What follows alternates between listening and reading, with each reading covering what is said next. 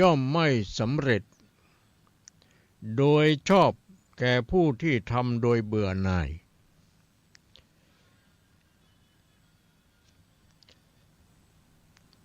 อนิพินทิยการิสะสัมมัทัตโถวิปัจจติประโยชน์ย่อมสำเร็จโดยชอบแก่ผู้ทำโดยไม่เบื่อหน่ายอาทะปัจฉา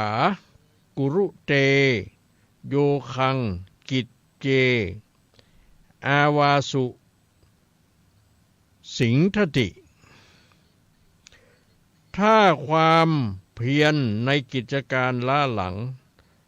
ก็จะจมอยู่ในวิบัติเจริญสุขเจริญสีเจริญมั่งเจริญมี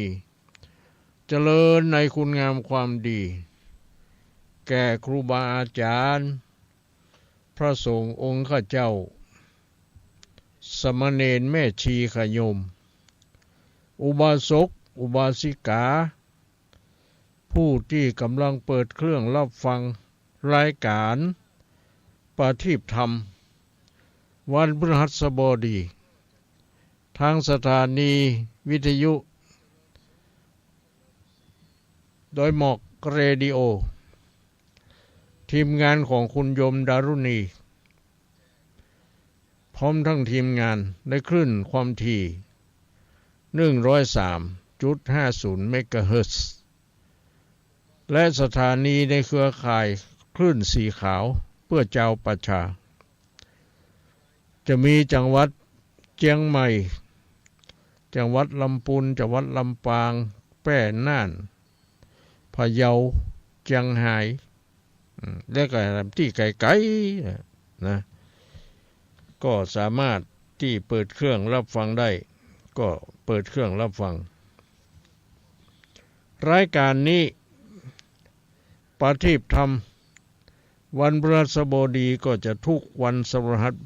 พฤหัสบดีที่2ของเดือนเป็นต้นไปเพราะว่าเดือนหนึ่งมันจะมีวันพฤหัสบดี4วันเนาะบางทีก็พฤหัสบดีที่1นั่นเฮายังบ่ได้ออกเด้อคือเปิ้นจังไม่ออกตุลุงก็จะออกในวันพฤหัสบดีที่2ที่3ที่4ไปอย่างเดือนพฤศจิกายนนี่ก็จะได้ออกวันที่14ผ่านมาแล้วเนาะออกไปแล้ววันนี้วันที่21พฤศจิกายนพุทธศักราช2565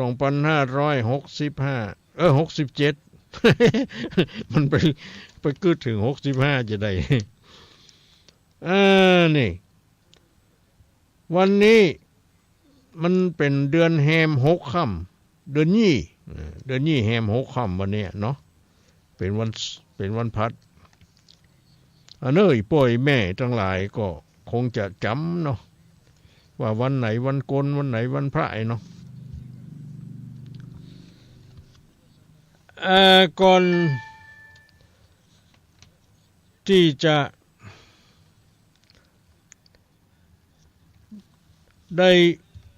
บรรยายอธิบายขยายความพุทธภาษิตที่ยกขึ้นเบื้องต้นว่า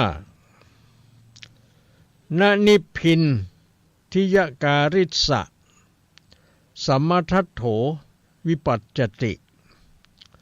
แปลว่าประโยชน์ย่อมไม่สำเร็จ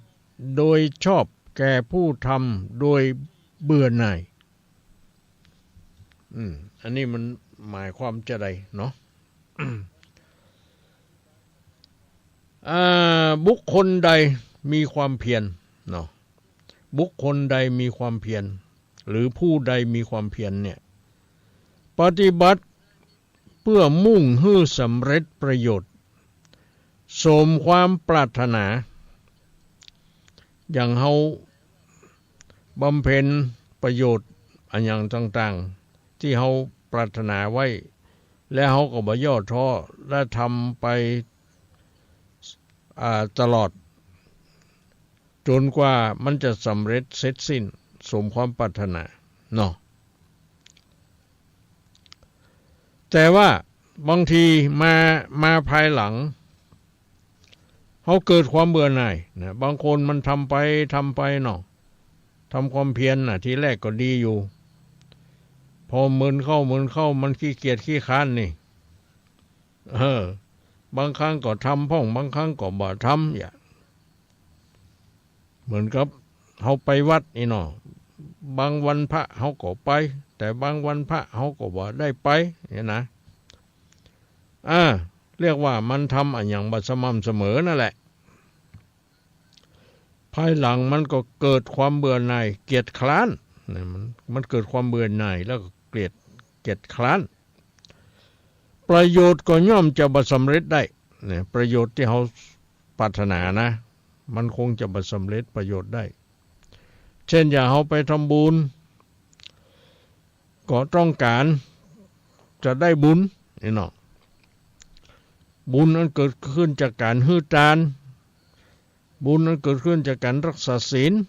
บุญนั้นเกิดขึ้นจากการเจริญภาวนาแต่ว่าบางครั้งบางทีเขาก็ทำบางครั้งบางทีเขาก็บ่ได้ทำอย่างนี้เนาะมันบ่สม่ำเสมอนะความดีมันก็เลยขาดเคาะเหมือนกับน้ำที่มันไหลนะมันไหลบ่ได้กันเนี่ยมันไหลหยุดขาดหายบึ้นมานักบึ้นมาน้อยอย่างทำนองนี้เนาะบึ้นก็แห้งผากไปเหี่ยขาดตอนขาดนี่ไปเช่นเดียวกันการทำความดีถ้าเราบ่ได้ทำสม่ำเสมอติดต่อกันหรือบางครั้งก็ทำพ่องบ่ทำหลายเมื่อใหม่ๆเริ่มต้นทีแรกก็ดูเหมือนจะทำอยู่แต่เมินไปมันเกิดความขี้คร้านเกิดความเบื่อหน่ายหรือบางทีเกิดการงานอันนั้นอันนี้มันมีมากทับถมเข้ามาเขาก็เลยบ่ได้ทำบุญนะบ่ได้ไปวัดนะอย่างเนี้ยเรียกว่ามันขาดตอนขาดหายเพราะฉะนั้นพระพุทธเจ้าท่านจึงตรัสสอนให้เฮากระทำอันอย่างต่างๆทำไปโดยสม่ำเสมอและก็บ่ให้มันเครียดเข่งคัดจนเกินไปและบ่ให้มันหย่อนยานจนทำให้เกิดขี้คร้านเกินไปก็คือทำแบบสายกลางที่เรียกว่ามัชฌิมานั่นแหละสายกลางอย่างใดก็คือเพียรพยายามทำไปอย่างวันพระเขาก็ไปวัดไปใส่ขันข้าวตอกดอกไม้ไปใส่ขันเข้าพระเจ้าไปใส่บาตรเขาบ่ละบ่ลืมบ่ละบ่เลยวันพระจะเป็นวันพระขึ้น8 ค่ำแรม8 ค่ำวันพระขึ้น14 ค่ำขึ้น15 ค่ำหรือแรม14 ค่ำขึ้น14นี่มีเนาะมีขึ้น15 ค่ำแต่แรมนี่มีบางทีแรม14 ค่ำแรม15 ค่ำที่เรียกว่าเดือนดับเนาะเดือนกู้มันดับกีกจำตัวนี้ไว้เดือนกู้คือเดือนอย่างไรเช่นอย่างเดือน4เนี่ยเดือน4นี่เป็นเดือนกู้เนาะเดือน6นี่ก็เป็นเดือนกู้เนาะเดือน8อันนี้ก็เป็นเดือนกู้เดือน10อันนี้ก็เดือนกู้เดือน12เดือนกู้ทีนี้เดือนกู้นี่มันจะดับกีกก็คือดับ15แต่ถ้าเดือนกีกเหรอเดือนกีกเช่นอย่างเดือน3เนี่ยมันมี3มันมีกู้เนาะเดือน5นี่เดือนกีกเดือน7 นี่เดือนกิกเดือนเก้านี่เดือนกิกเดือน11เดือนกิกนี่อันนี้เวลามันจะดับนี่มันจะดับกู้ก็คือดับ14ค่ำนะอันนี้นี่ปอุ้ยไม่อุ้ยคนเฒ่าคนแก่นี่เปิ้นฮู้ดีกันเนาะเปิ้นถึงจำไว้วันไหนวันกลวันไหนวันพระโอ้สุดยอดเลยปอุ้ยแม่อุ้ยนี่เปิ้นบ่ฮู้หนังสือแต่เปิ้นมีความจำเกี่ยวกับเรื่องวันพระวันศีลนี่เนาะที่เขาเรียกว่าวันศีลวันศีลนี่เปิ้นถึงไปไหนหรอเปิ้นถึงไปซ่อนไปแซะถึงบ่ไปให้ไปสวนไปหยังเปิ้นก็อยู่บ้านอยู่จองปัดกวาดเพลวถูเจ็ดถูทำความสะอาดซักผ้าซักครัวไอ้หลอกเนาะแต่คนสมัยเดียวนี้มันบ่ฮู้มันบ่ฮู้จักละอันวันไหนวันโกนวันไหนวันพระมัวแต่ทำการทำงานติ๊กเตี้ยนะก็ทำมาเมื่อใดเมื่อเบาก็บ่หันรวยอันอย่างมากนักบางทียังเป็นหนี้เป็นศีลเพิ่นอยู่จะเนี่ย อันนี้มันต้องดูที่ต้นเหตุมันเป็นเพราะอันหยังเพราะเอากินง่ายใจอวยกะเพราะเอาบ่เก็บหอมล้อมริบกะอย่างเนี้ยเอาต้องดูนะทำไมเขาถึงบ่มีเงินเก็บเนี่ยเขาต้องสำรวจนะตรวจตราตัวเองว่าเขาได้ออมไว้พ่องกอหรือว่าเขาจ่ายสุรุ่ยสุร่ายอย่างต่างๆเนี่ยนะนี่เมียบางคนนี่จ่ายตังดีนะจ่ายตังอุ่ยผัวเป็นคนหาเงินมาให้เมียเก็บไว้ซ้ำบ่เก็บเอาไปจ่ายเอาไปซื้อนั่นซื้อนี่สิ่งบ่จำเป็นก็มีก็ซื้อนะบ่ได้เก็บบ่ได้ออมมันอย่างเลยอยู่ด้วยกันมาเป็น10 ปีก็บ่มีอย่างดีขึ้นนี่รถเครื่องก็รถเก่าอยู่ยังมีรถใหม่ยังบ่ได้ซื้อบ่มีเงิน เพราะว่าบ่ได้บ่ได้เก็บได้ออมเนาะมันก็เลยบ่มีกะนะอันเนี้ยเพราะฉะนั้นพูดว่าสามีภรรยาที่อยู่ร่วมกันเนี่ยถ้าจะให้มันมั่งมีสีสุขหิมากาขึ้นนี่มันจะต้องมีความเข้าใจกันเนาะ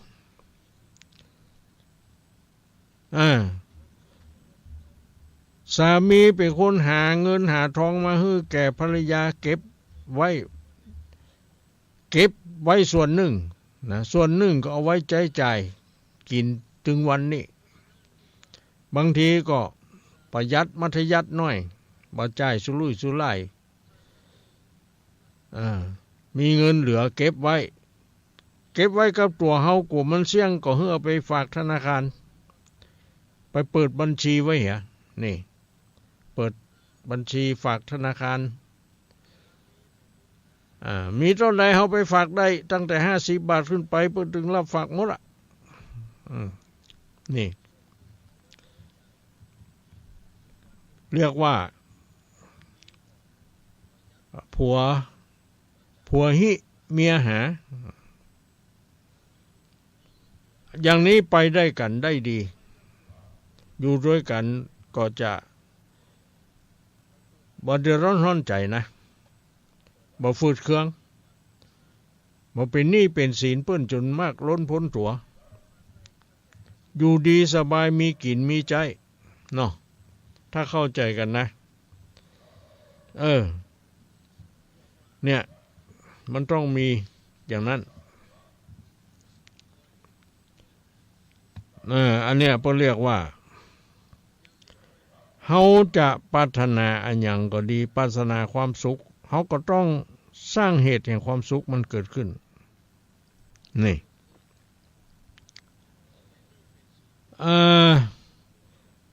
ใจความขยันหมั่นเพียรเป็นเบื้องต้นในการทำคุณงามความดีในการทำ การทำงานบอกว่าจะเป็นตักตำทำงานบุกดินสินต่อบอกว่าจะเป็นธรรมาค้าขายเข้าใจความมันความขยันของเฮาเนี่ยเข้าช่วยนะเข้าช่วยเข้าทำประโยชน์มันก็ย่อมจะสำเร็จได้นะที่เฮาคิดผิดปรารถนาไว้เนี่ยมันจะสำเร็จนะเพราะฉะนั้นบุคคลที่จะทำประโยชน์ให้สำเร็จได้นั้นจะต้องมีความขยันหมั่นเพียรดังที่ว่าแล้วและประกอบไปด้วยปัญญาด้วยนะบ่ใช่ขยันหมั่นเพียรไปด้วยความโง่เขลาก็ใจบ่ได้มันต้องมีปัญญาด้วยปัญญาความรู้รอบหรือรอบรู้นะในสิ่งต่างๆแล้วก็ทำไปอย่างสม่ำเสมอต้นเสมอปลายนะทำไปแบบเสมอต้นเสมอปลายอย่างเฮาไปวัดวันพระเนี่ยเฮาไปอยู่เสมอต้นเสมอปลายคืน8ค่ำเฮาก็ไปแฮม8ค่ำเฮาก็ไปคืน15ค่ำเฮาก็ไปแรม14ค่ำเฮาก็ไปแรม15ค่ำเฮาก็ไปนี่เรียกว่าทำไปด้วยความสม่ำเสมอต้นเสมอปลายนั่นแหละทีนี้เฮาจะปรารถนาประโยชน์อันหยังมันก็จะสมต่อความมุ่งมั่นปรารถนาเฮาปรารถนาอันหยังใน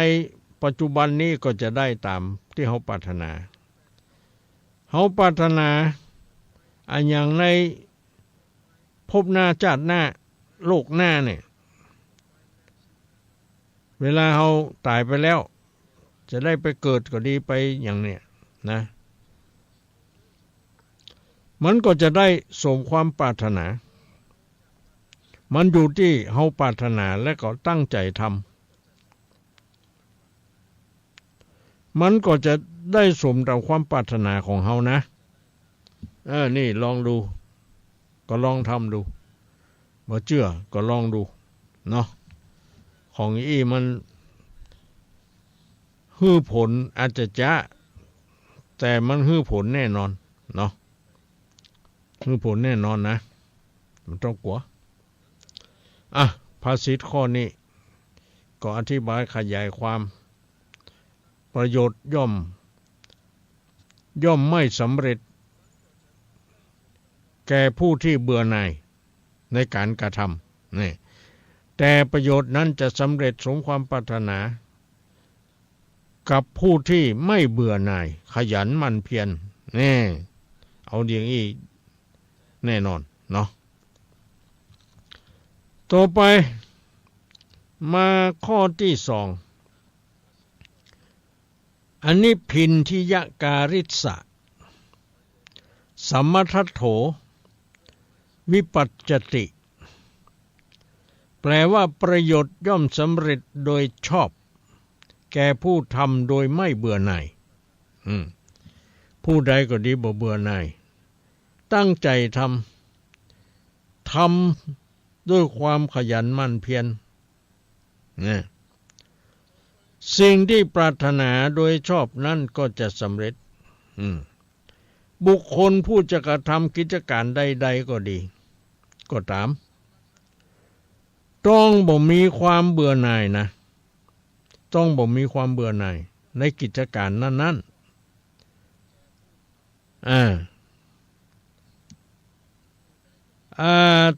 ต้องประกอบไปด้วยธรรม4ประการ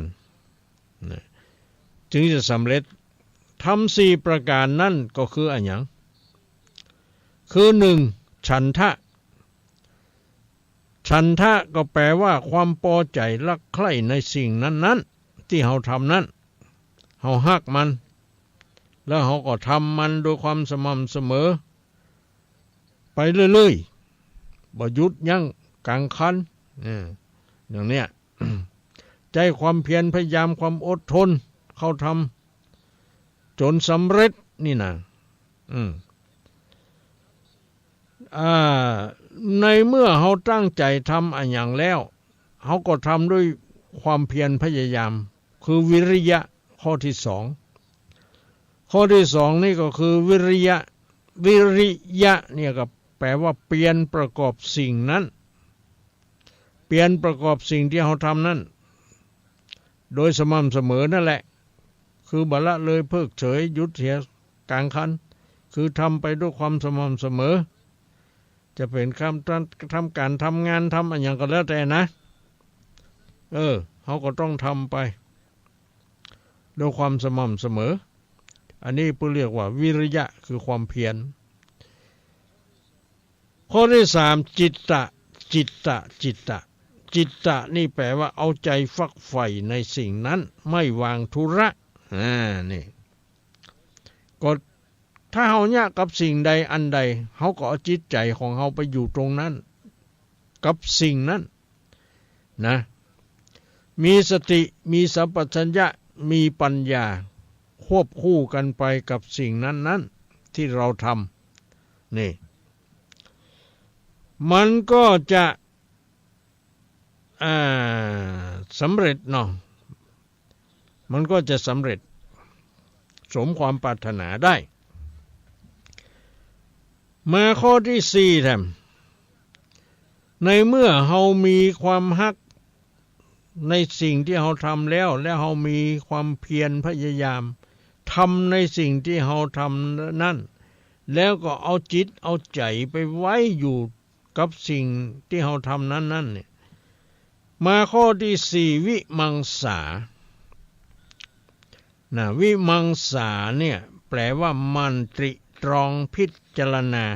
เหตุผลในสิ่งที่เราทำนั้นว่าดีบ่ดีอย่างไรเนี่ยจึงจะสามารถทำประโยชน์บอกว่าจะเป็นประโยชน์ในโลกนี้หรือในโลกหน้าและก็ประโยชน์อย่างยอดเยี่ยมก็คือนิพพาน ประโยชน์อย่างยอดเยี่ยมให้ถึงพร้อมได้ก็คือนิพพานนี่อย่างเราทำบุญก็ดีเนี่ยอย่างต่างๆเนาะบางทีก็ปรารถนา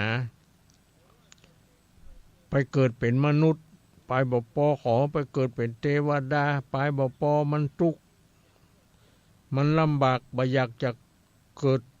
ในภพภูมิต่างๆเหล่านี้ขอเข้าไปสู่นิพพาน ไผจะไปนิพพานก็ไปได้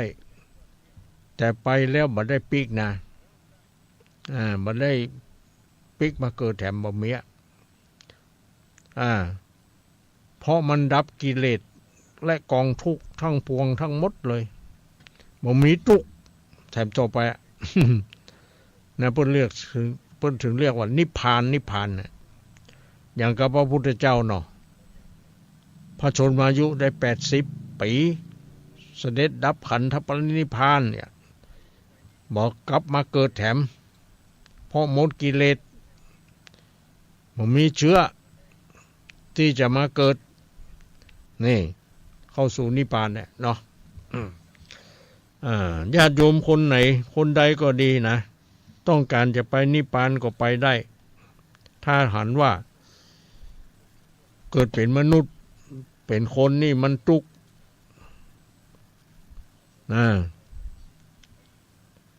ไปเกิดเป็นเทวดาก็ยังทุกข์อยู่นี่เนาะก็ว่าอยากจะทุกข์ก็เข้าสู่นิพพานดับไม่มีเชื้อดับแล้วไม่มีเชื้อที่จะไปเกิดละเนาะแล้วจะมีไผพ่องที่จะไปนิพพานนี่ ป้าอุ้ยไปนิพพานไหมโอ้บอกไปเจอแล้วจุ ทำไมมันตายแล้วมันบ่ได้เกิดจุเนาะพ่อยังเคยเกิดอยู่เกิดเป็นมนุษย์ที่มันม่วนนะ นั่นแหละป้าอุ้ยก็บอกไปนี่ปานแม่อุ้ยก็บอกไปนี่ปาน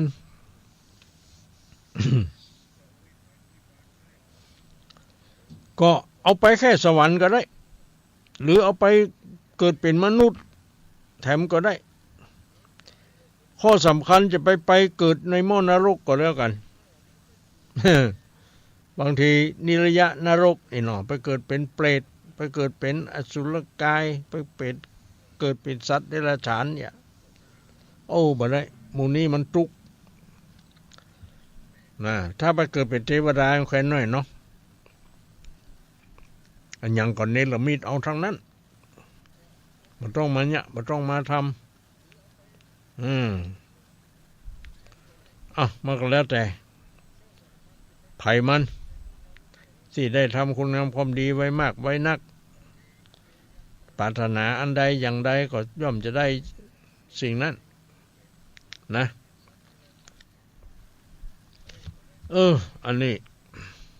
ก็ว่ากันไปก็ภาษิต2 ข้อได้บรรยายขยายความให้ฟังแล้วประโยชน์ย่อมสำเร็จโดยชอบแก่ผู้ทำโดยไม่เบื่อหน่ายเนี่ยอย่างเขาทำบุญสุนทานทำคุณงามความดีก็ดีนี่เขาบ่เบื่อหน่ายเขาทำเมื่อมีเวลาโอกาสมาถึงเขาได้ยินมาก็ดี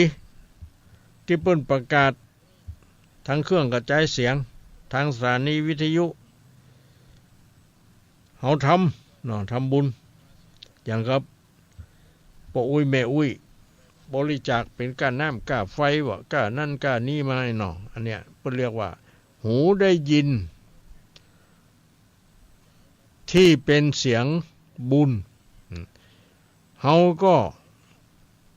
ทำบุญด้วยเสียงนั้นนี่นะมันได้บุญนะคะแนนตั้งใจทำเด้อทำด้วยบริสุทธิ์ใจนะตั้งใจทำและทำด้วยศรัทธาทำด้วยความบริสุทธิ์ใจมันจะได้นะสมความปรารถนาที่เราปรารถนา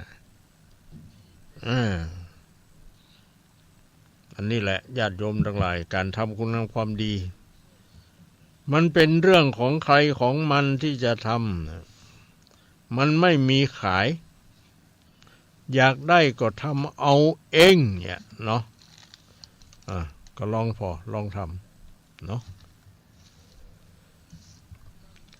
ต่อไปก็เอามาเล่านิทาน บางทีละอ่อนเปิดเครื่องฟังโดยแม่อุ้ยอยู่ก็ได้พ่ออุ้ยอยู่ก็ได้คอยฟังตุลุงจะเล่านิทานเนาะตุลุงนี่ได้หมดได้ในที่นี้หมายความว่าคนเฒ่าคนแก่ก็ได้ครับละอ่อนเล่านิทานก็ได้เนาะ นิทานคืนวันนี้เนี่ยเรื่องชาย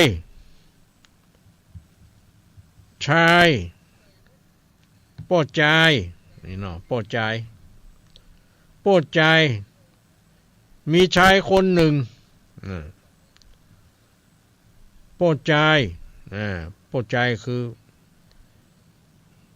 ผู้ชายนั่นแหละ ว่าจะได้ผู้ชายเนาะอยู่ชนบทก็คือบ้านนอกขอกนานั่นแหละที่ห่างไกลความเจริญน่ะบางทีก็บ่มีไฟฟ้าบางทีถนนหนทางก็ไม่ได้ลาดยางนี่เนาะในเพิ่นเรียกว่าชนบทในที่กันดารห่างไกลความเจริญนี่เนาะบัดเดียวก็ยังมีอยู่นะเมืองไทยเฮานี่มีอยู่บางที่บางแห่งบางอำเภอบางจังหวัดเนาะบางทีไฟฟ้าบ่ได้ใจก็มีถนนหนทางก็ยังเป็นขี้เปอะขี้ลุขี้ปงอยู่เนี่ยนะเพราะว่าความเจริญมันเข้าไปบ่ถึงเตื้อเนาะหรือว่ามันบ่มีไผ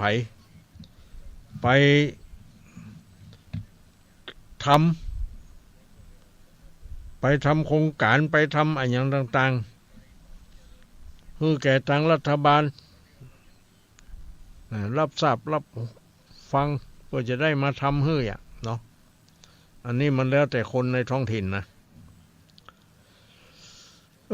จะไปมัวแต่เนี่ยการเนี่ยงานทำมาหากินตัวเองเกินไปบ้านจองหอห้องบ้านเฮายังบ่เจริญเท่าที่ควรไปไหนก็ยากลำบากฝนตกมาก็มีแต่ขี้เปอะขี้ปงนี่เนี่ยยังบ่รวมหัวตัวกันทำเรื่องกะขอกับอบต.องค์การบริหารส่วนตำบลหรือทำเรื่องขอไปยังเทศบาลนะทุกตำบลมันมีเทศบาลอยู่มันมี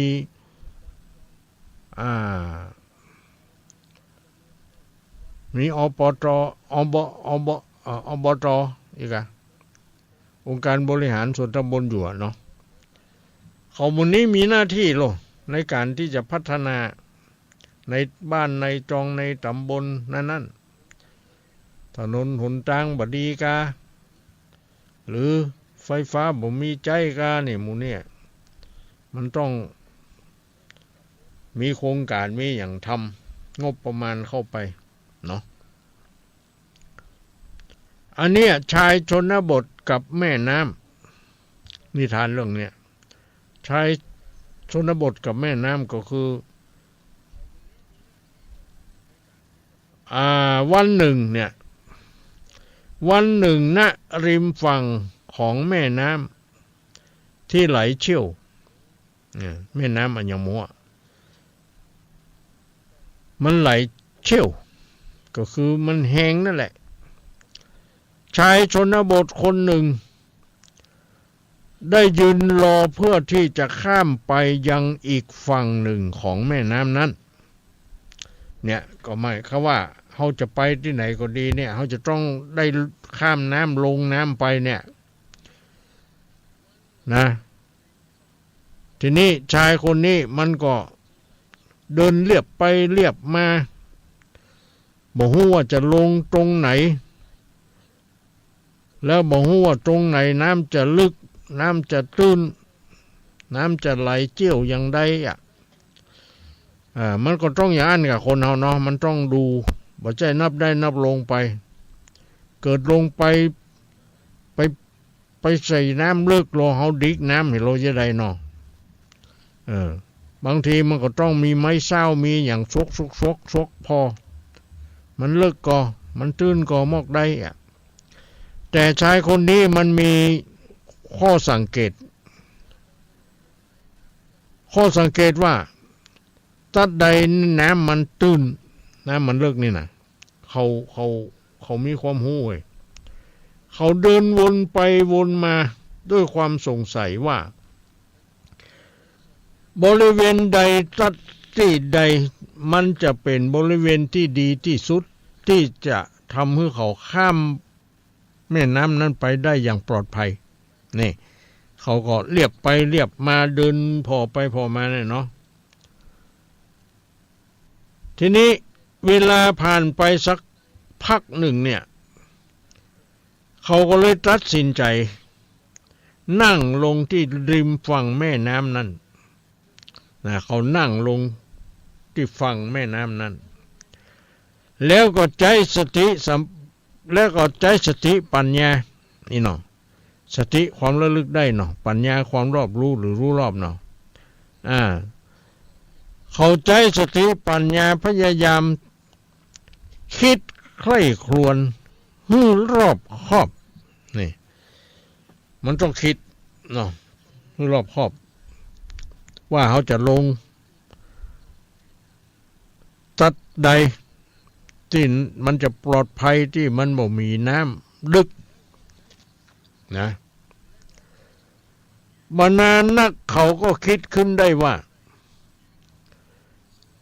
บริเวณที่น้ำไหลเงียบที่สุดก็คือจุดที่น้ำลึกที่สุด นี่มันสังเกตอย่างนี้หรอกที่ใดก็ดีถ้าน้ำไหลเสียงเงียบเนี่ยมันบ่ไหลดังนี่เนาะมันเสียงเงียบ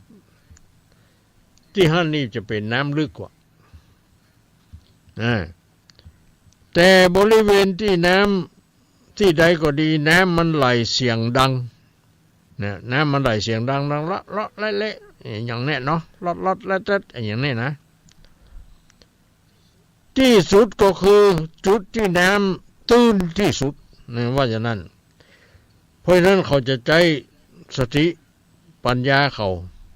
เนาะไตร่ตรองพิจารณาดูฟังเสียงของแม่น้ำด้วยว่าถ้าน้ำลึกมันจะนิ่งมันจะไหลบ่ดังถ้าน้ำตื้นเนี่ยมันจะไหลดังเนี่ยเมื่อคิดได้อย่างอี้แล้วเขาจึงเลือกข้ามตรงบริเวณที่น้ำไหลเสียงดังที่สุดจะได้ไปเลือกเอาที่น้ำไหลเสียงดังที่สุดเพราะว่าบริเวณที่น้ำไหลเงียบที่สุดคือจุดที่น้ำมันลึกแต่บริเวณที่น้ำไหลเสียงดังที่สุดก็คือเป็นจุดที่น้ำตื้นนี่นะนี่เนี่ยเขาก็จึงเขาคิดอย่างอันแล้วเขาก็จึงเลือกลงที่น้ำไหลเสียงดังน้องจึงทำให้เขาสามารถข้ามไปยังอีกแห่งฝั่งหนึ่งได้ของแม่น้ำได้อย่างปลอดภัยนี่เพราะน้ำมันก็บ่ลึกอันนี้ก็เป็นความรู้อย่างดึงนะเนาะญาติโยมเวลาเฮาไปที่ไหนเฮาจะข้ามแม่น้ำน่ะลองไปฟังไปพอ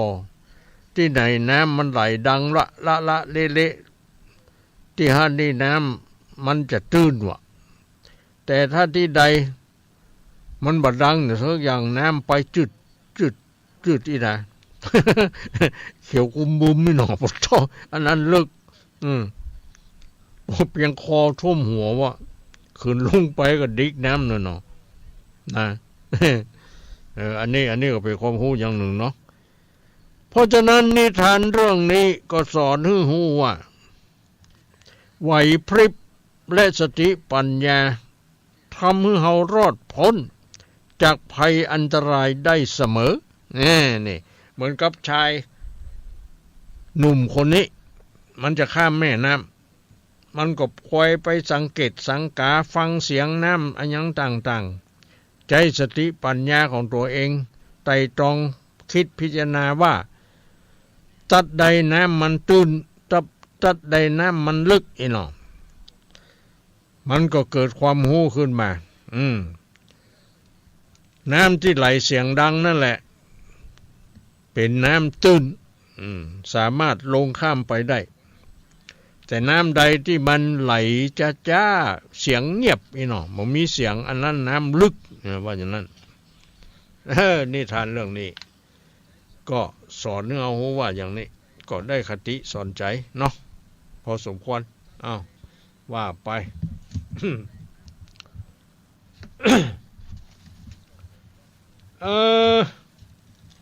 ต่อไปจะทำอย่างใดจะได้เจตทำเนี่ยกะเนาะเสียงก็บอกสู้จะดีมากสักเท่าใดก็คงจะเทศไปตามทำนอง โอ้ได้หลายอย่าง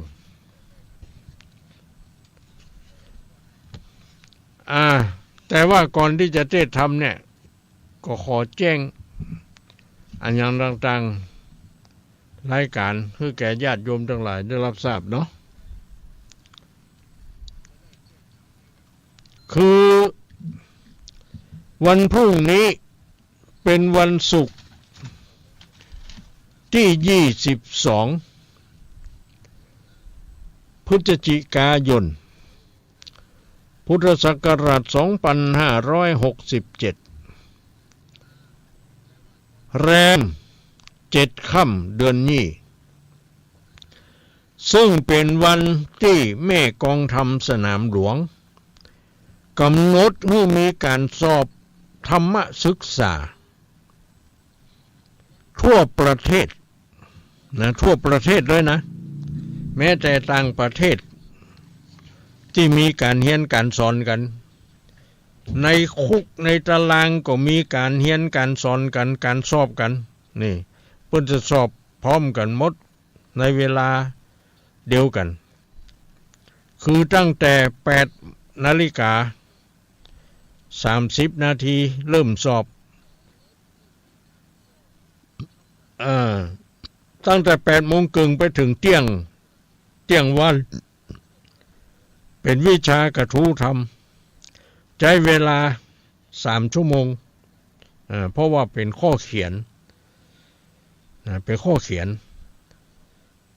ธรรมศาสตรีเพิ่นกำหนดให้เขียนตั้งแต่2 หน้ากระดาษหรือหน้าเกิงกระดาษขึ้นไปธรรมศาสตร์โทเพิ่นกำหนดให้เขียน2 หน้ากระดาษขึ้นไปธรรมศาสตร์เอกเพิ่นกำหนดให้เขียน3 หน้ากระดาษขึ้นไปนี่นะอันนี้ก็จะมีการสอบอยู่ที่โรงเรียนบ้านห้างตำโรงเรียนบ้านห้างตำก็จะมีนักเรียนประถม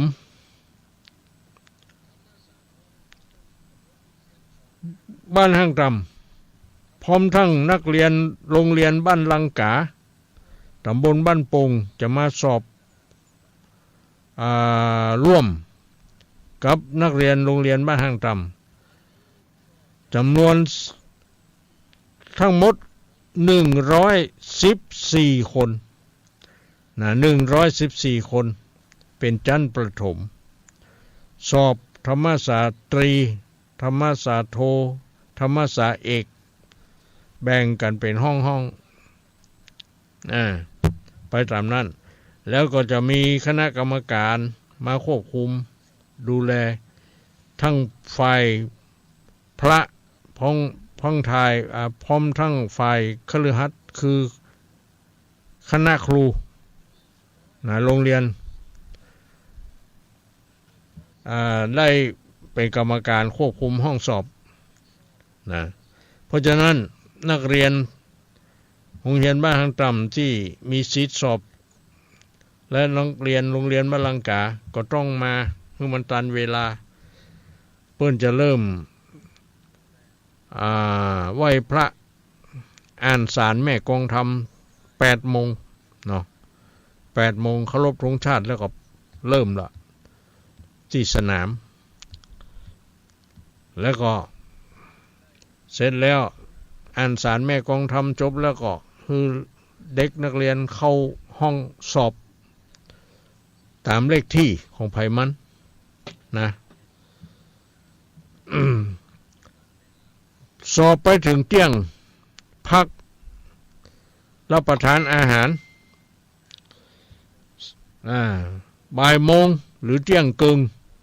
เข้าห้องสอบแถมสอบวิชาธรรมะ50 นาทีแล้วจบแล้วสอบวิชาพุทธะแถม50 นาทีแล้วก็สอบเบญจศีลเบญจธรรมหรือว่าวินัยแถม50 นาทีนะหมายความว่าภาคเจ้าตั้งแต่8 โมงถึงเที่ยงนี่มีวิชาเดียวคือวิชาเรียงความแก้กระทู้ธรรมใช้เวลา3 ชั่วโมงเพราะมันเป็นข้อเขียนทั้งหมดส่วนตอนบ่ายตั้งแต่บ่ายโมงไปถึง4 โมงแรงเป็นวิชาแบบอัตนัยแบบปรนัยอย่างเนี้ยคือกากบาทเอาหันว่าข้อใดที่มันถูกเนี่ยเพิ่นจะมีให้เลือกเนาะเขาก็ทำไปตามนั้นอันนี้โรงเรียนบ้านห้างต่ำสอบกันมีจำนวนนักเรียนอยู่114 คนและสนามสอบที่2ก็คือโรงเรียนแม่เจดีวิทยาคมอันนี้เป็นโรงเรียนมัธยมเนาะ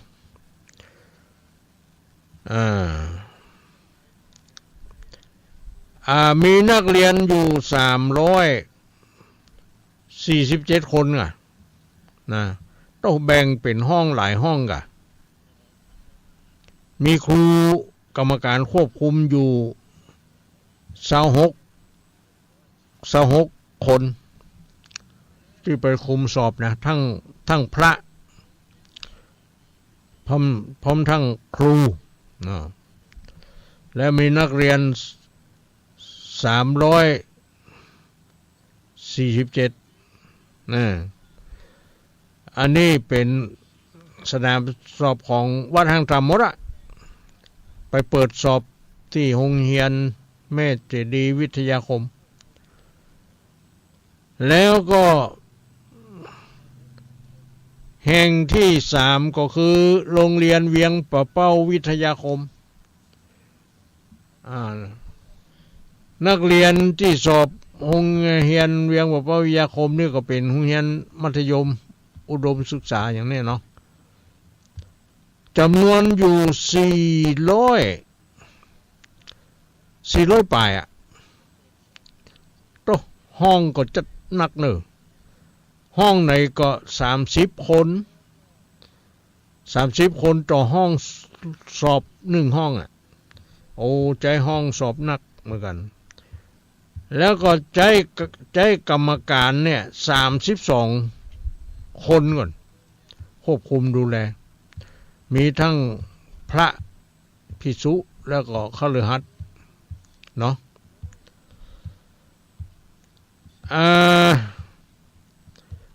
งบประมาณท่านทั้งหลายงบประมาณเกี่ยวกับอาหารกลางวันตัวเรื่องเอกสารกระดาษฝุ่นสแกปที่ใบรับใบตอบเป็นใบตอบอะไรอย่างต่างต้องใจอันอย่างหลายอย่างอ่ะแม็กพ่องยังพ่องก็ใจไปอยู่เชื่องอยู่20,000ปลายท่านก็เป็นภาระของทางวัดห้างธรรมเนาะเพราะว่าไปสอบในนามของวัดห้างธรรมเนาะอันนี้ก็เปิดสอบทำมาหลายปีแล้วนะหมูว่าปีนี้เป็นปีที่เท่าใดละปีนี้ยังมองอีนะ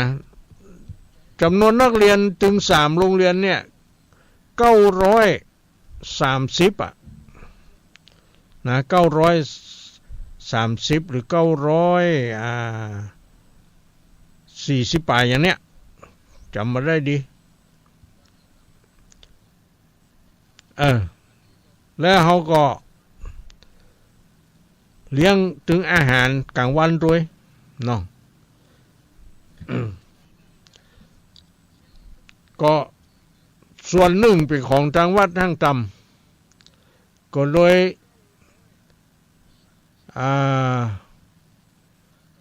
ส่วนหนึ่งก็เป็นของทางโรงเรียนสมทบร่วมกันเนี่ย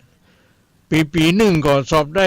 หลายอยู่เหมือนกันนะก็เท่าที่ดูสถิตินี่ก็70%กว่าขึ้นนะก็ยังว่าดีอยู่เนาะถ้าได้70%กว่าขึ้นไปก็ดีละ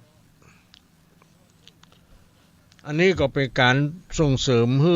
เยาวชนนักเรียนได้ศึกษาธรรมะหรือวิชาทางพระพุทธศาสนาเนาะส่งเสริมสนับสนุนให้ลูกหลานของญาติโยมเนาะที่เป็นนักเรียนได้เรียนได้ศึกษาโดยมีพระเข้าไปสอนแล้วก็ส่งรายชื่อเข้าไปสอบธรรมศึกษาเนี่ยปีหนึ่งก็สอบได้หลายได้นักเหมือนกันนะ70%กว่าขึ้นไปอันนี้ก็ต้องขอบใจอนุโมทนาขอบพระคุณผู้อำนวยการและก็คณะครูอาจารย์ทุกคนทุกท่านเนาะที่ได้สนับสนุนส่งเสริมให้เด็กได้ศึกษาธรรมะแล้วก็ได้ส่งเข้าสอบในสนามหลวงเนาะก็เป็นเกียรติประวัติข ของโรงเรียนตัวต้องขออนุโมทนาขอบใจเนาะทีนี้ญาติโยมคนไหนก็ดีเนาะต้องการที่จะช่วยเหลือทางด้านค่าใช้จ่ายอาหารการกินก็ดีกระดาษปากกาดินสอยางลบอย่างต่างๆที่เราได้เอาไปใช้ในสนามสอบนั้นก็บริจาคมาได้เนอะญาติโยมอันนี้ก็บ่ได้มาเลี่ยไล่บ่ได้มาอย่างเพียงแต่มาบอกคือรับทราบรับรู้ถ้ามีศรัทธาก็ไปเลยหรือโทรมาก็ได้แล้วแต่ญาติโยมเนาะก็ คงจะแจ้งข่าวไว้เพียงตัวอีกเอาต่อไปเขาก็มาเทศธรรมกันแต่ธรรมนี่มันหนาหน่อยเนอะโอ้คงจะเทศไปสักกึ่งหัว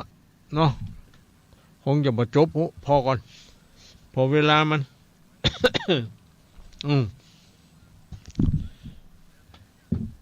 เอาถ้าว่าพร้อมแล้วก็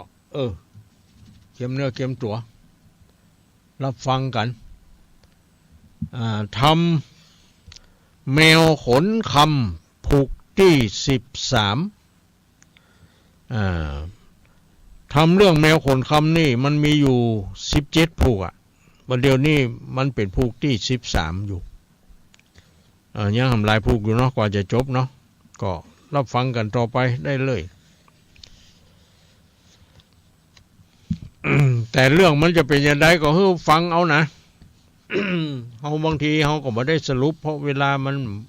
มีบ่พอเนาะก็ฟังก็หูเรื่องอยู่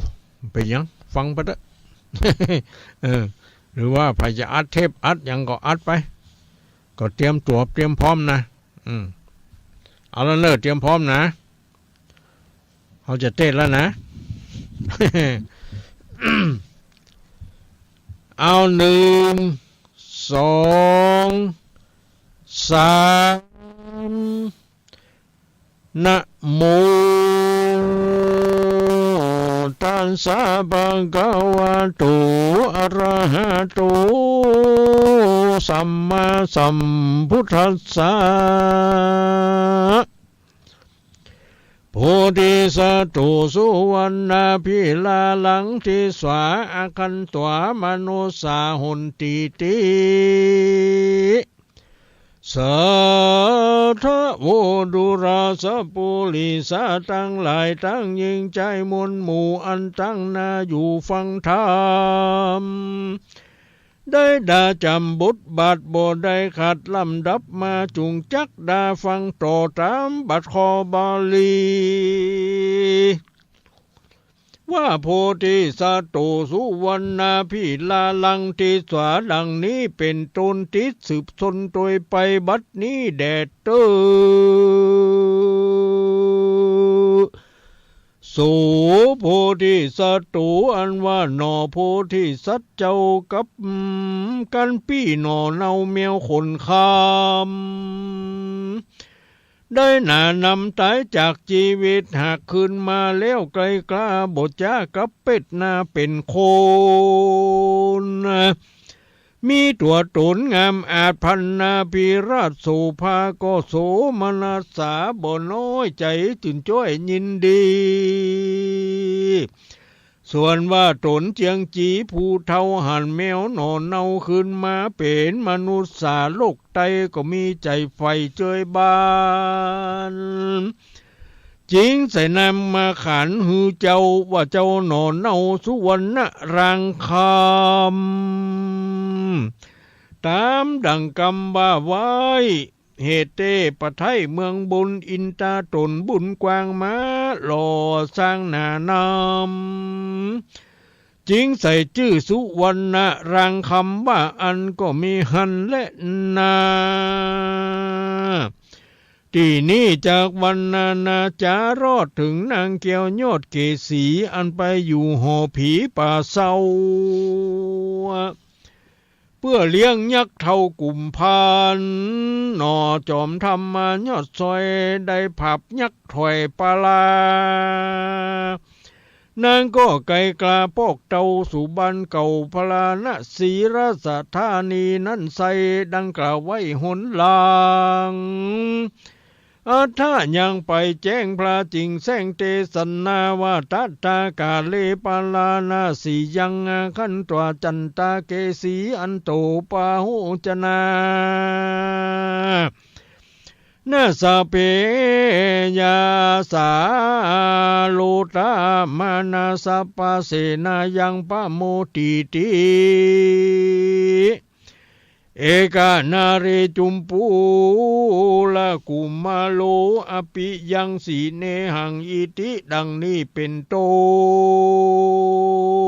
นพิกขเวดุราภิกขุตั้งหลายตนเป็นสายอริยญาติเชื่อนักปราชญ์ตรงญา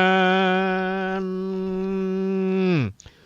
ส่วนว่านางนงครันหน่อเนาบุญนะบ่เศร้าเกสีกันว่าเจ้าจากหอผีไปสู่ยังที่อยู่ในเมือง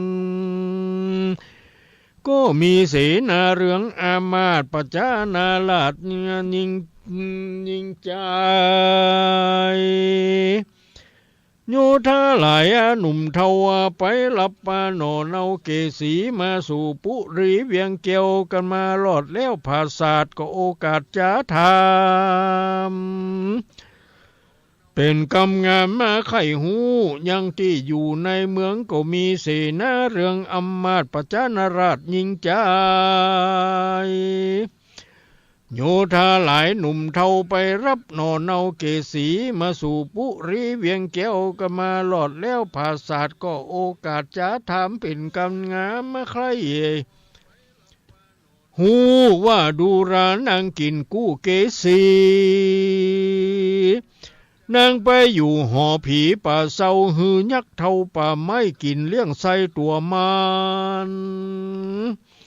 เจ้าจอมทำมาจุมปูราชสั่งรู้ขวาดเป็นไม้รีบพันไผ่มาสู่ได้ผับป่าสู่ยักษ์ขาเจ้าบุญนานี่ใส่ฤทธิใจสามัญยักษ์ดงดานป้ายการได้สถานพระนีน่าบุญมีช่วยกำจริงได้หลวงล้ำอนตรายบ่ได้ตายม้วยมอดชีวิตรอดขึ้นมาบัดนี้นาเจ้าน้อยนาจุมปูราชกุมารนอตารงยันกินกู้ไปลี่อยู่เสียนายขอจากไขบอกกล่าวให้รู้ข่าวตามร้ายแด่เตอะตีนั่นนางเกสีหนอเนาเกินคนหนุ่มเท่ายิงใจเสนาหลายอามาตย์มาโอกาสจะทำก็ไข่กำงามบอกเล่าตั้งแต่เก้ารอดปลายว่าดูราตั้นตั้งลายเฮ้ยมวลหมู่อันเข้ามาสู่โรงกันจะทำกันซาเศร้าไข้หูข่าวเราขอจากล่าวจี้ฮือหูที่หันใสว่าตั้งแต่เฮาไปสู่ห้องแดนเจต้องหอผีดึกมามีใจหนุ่มสีนาจุ่มมาหามีนามาบอกไว้ว่าเจ้าหนอไทยจุมปูราชกันว่ายักษ์เฮาหัดผีพรายได้ผ่านภายมาสู่ก็ได้ผับสู่ผจญคนต่อคนรบมาผาบดาบต่อดาบจมกันเสียงโปนันถึงทองดังรอดลาห้องแดนไกลยักษ์ตาใสอิดอ่อนฤทธิย่อนสตาน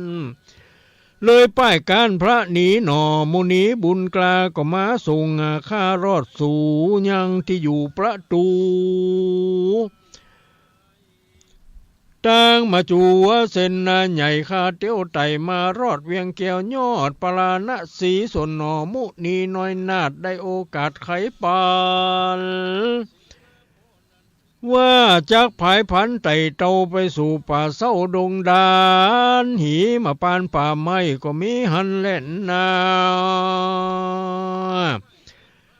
ตาในกาลานั้นเล่ายังมีเสนาเก้าผู้ใหญ่มีชื่อไว้ว่าจิตตเสนาเมื่อตุนสากล่าวถอยว่าข้าแด่นางยอดซอยเกษีอันว่าถงผู้รีใหญ่กว้างได้ห่างร่างมองได้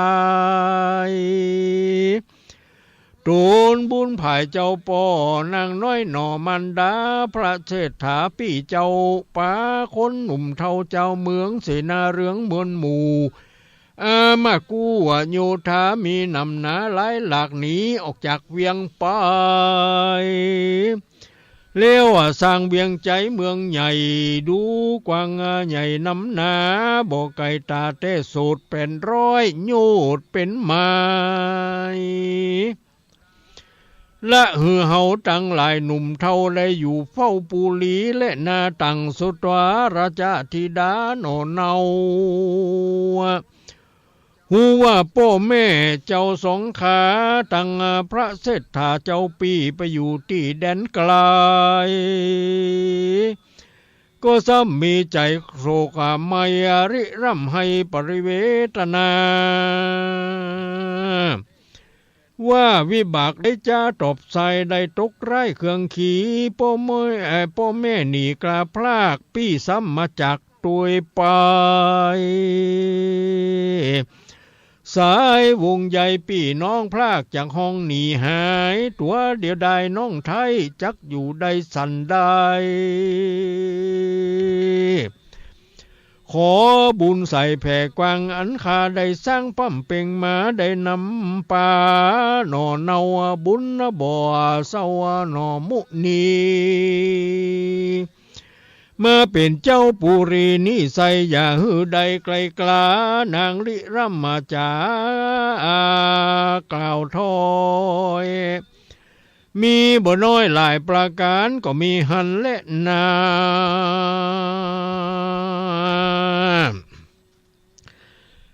ตาในกาลานั้นใส่อามาตย์ใหญ่ตั้งหลายเสนา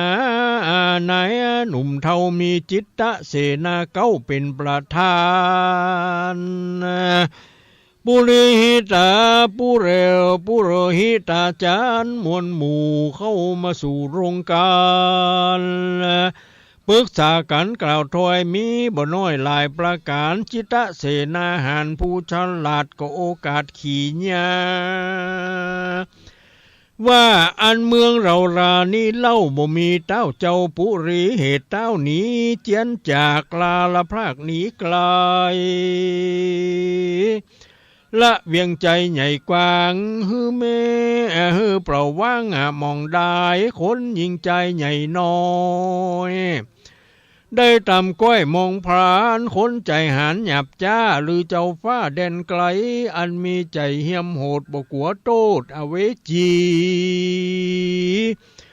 รู้ว่าคงปุรีนี่เราบ่มีเจ้าหอจันละจักปากันมาภาพเกณฑ์ขนาบเอาเมืองความขี่เครื่องเอาไม่เตี้ยงเกิดไข่ปุรี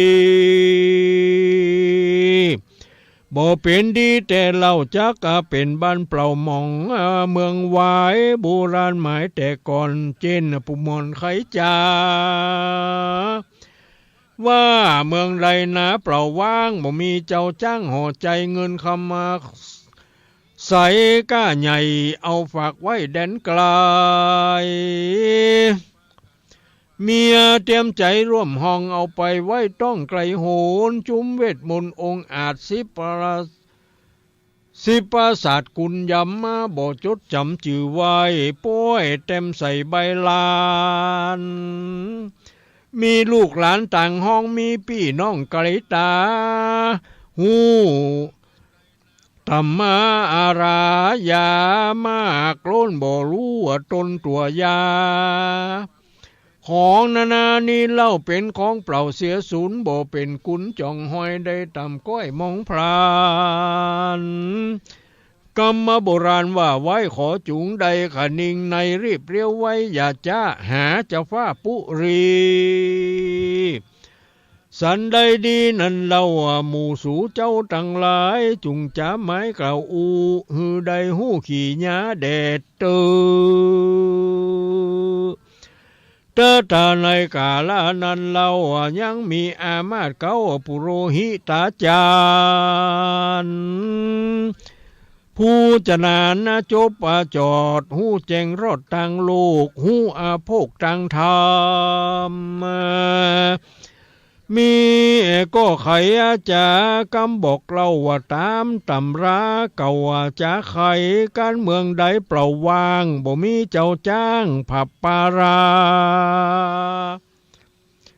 มีธิดาหน่อเนื้ออันเป็นเชื้อตาลเต้าผับแผ่นดาวหอจันกวนปากันกล่าวถอยถามนางยอดซอยธิดาว่านางจักมาสืบสร้างเป็นเจ้าจ้างห่อใจเลือจักเอาไผ่นั้นเล่าแล้วแต่นางหน่อเนาจักจาการปุโรหิตาอามาตย์กล่าวเสียงขาดสุดกรรมมาโหคนหน้าน้ำหนุ่มเทาอามาตย์เก้าและเสนาตั้งอยู่ท่ามวลหมู่อันฟังอยู่หลายหลามก็กล่าวกำงามบทจ้าว่าจุ้มหมู่ข้าหันดีว่าอันที่นั้นหมู่เสนาและอามาตย์ปจานาราชยิงใจมีลำไหลทวนนาบ่ได้จ้าสับปานเขาปากันตั้งหมู่เข้าไปสู่หอคำย้อมือตำใส่เกลาถามนางหนเอาเกษีว่าดูรานางบุญมีเฮยหน่อยนาดบัดนี้เต้าราสปิตาตั้งมันดาแม่ไทยละเมืองไว้หนีไกลไปอยู่เวียงใจไปนาละหมู่ข้าตั้งหลายเมืองจักวายเปล่าว่างย้อนบ่มีเจ้าจ้างผับปาลาบัดนี้นาผู้ข่าวพาผู้ขาพร้อมทนนาหลายลามมาจะถามกล่าวถอยซึ่งนางหน่อน้อยเกษีว่าคงปุรีใหญ่กวางบ่มีเจ้าจ้างห่อใจจังยะสันใดนั้นเล่าลือนางโนเนาที่ดาจักสืบปาลานางแตนเป็นลักแก่นยาวไปหรือจักเอาไผ่นั่นใส่เป็นเต้าไทยห่อคำขอไข่กำกล่าวจี้หือหู้ที่ตามแนวแดดเตอว่าอันแล้วนางหน่อแก้วเกษีก็ไขว่าตีบอกเล่าตั้งแต่เก้าสุดปลายว่าดูลาตั้นตั้งลายเฮยมวลหมู่เข้ามาสู่หอคำมีหนานำพร้อมนาบาฮือจักฮือคานี่ใส่เป็นเต้าไทยหอจันเป็นเต้าไทยหอจันขอไข่ปันกล่าวจี้ว่าตัวคานี่เป็นหญิงบุญบ่ปิงสวักสวาดจริงบ่อาจเป็นเต้าผับแผ่นดาวปุรีคนบุญมีมากกว่างเปิงเป็นเจ้าจ้างหอคำคือหนอตะรงทำน้อยนาดจุมปูราชกุมารบุญสมปานมากเต้าผับยักษ์เทวกุมพันกันสูหันตันกึดใดกวนไปไวทุนสาอาราธนาหนอเนามาเป็นเจ้าปุรีได้สุขีตื่นจ้อยจุมไพรน้อยเย็นใจและนาเตจานาอันว่าคนตั้งหลายหนุ่มเทามีอามาตย์เก้าเป็นประธานกันนางไขขานกล่าวอูได้พรำหัวขี่หญ้าว่าฮือเอาเจ้าบุญนาหนอลามาเป็นเจ้าฟ้าหอจันเขาปากันตั้งหมู่โหร้องอยู่ยินดี ไขว่าตีอ่อนอ้อยมีบ่น้อยหลายประการอามาตย์หารผู้ใหญ่ก็เอาค้อนให้กองใจสัญญาไปปกเป่าไปไข่เด้าเมืองหลวงคนปันพวงใหญ่น้อยได้ยินถ้อยสัญญาก็ปากันมามวลหมู่พร้อมหน้าอยู่โรงการเสียงเนืองนั้นเศร้าสนั่นดาวแดนไกลก็มีหันและนา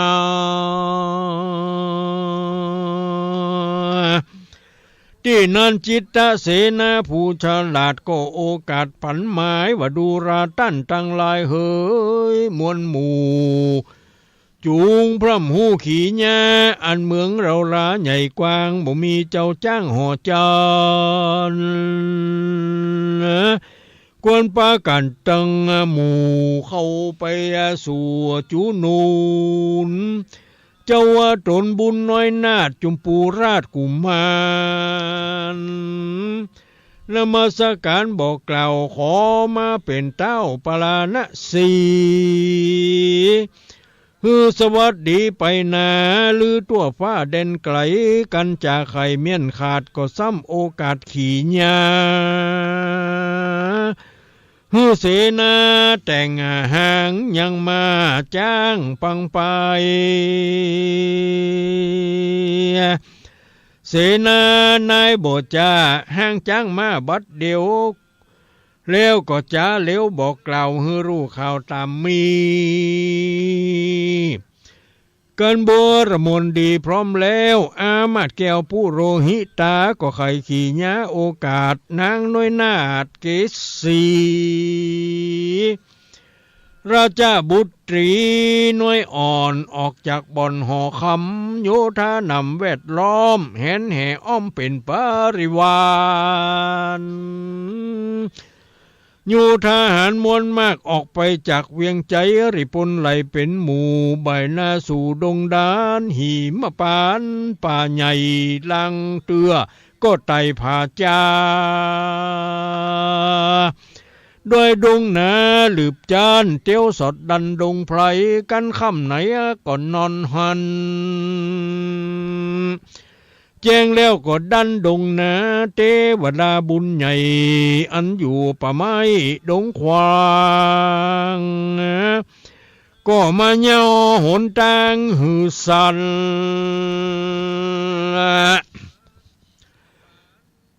เพื่อฮือนางดันไปดีกัน7 วันมีมารอดก็พดสู่รอดดงนาวิปุระปปตาโดยใหญ่บอกไกลไก่ปุรีอันหน่อมุนีอยู่สร้างชื่อเมืองกวางปัญจรนกรกลางดงดอนป่าไม้อันเตปะท้ายเมืองบุญอินตาตนเจ้าฟ้าสั่งถวายหนอลาบุญมีส่วนว่านางเกษีน้อยนาดก็คืออามาตโยธาอันเตียวตังมาหิวหอดได้ยั่งจดเศร้านอนกลางดงดอนป่าไม้ก็มีหันแล่นนา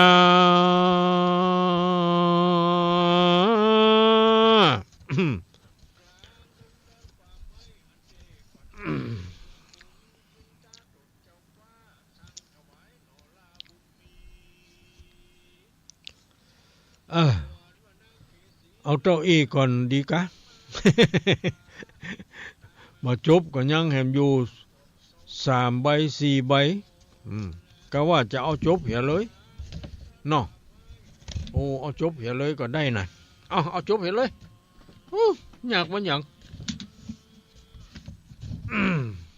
ฟังต่อไป มีไหนอ่ะ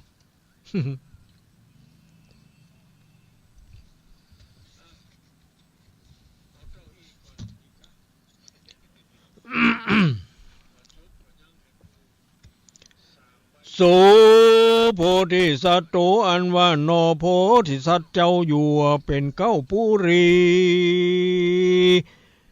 เกิบมเหสีหนอลางามเงินฟ้าอะสะมาลาในพังกาใหญ่กว้างได้ยินเสียงมาจ้างฟังไป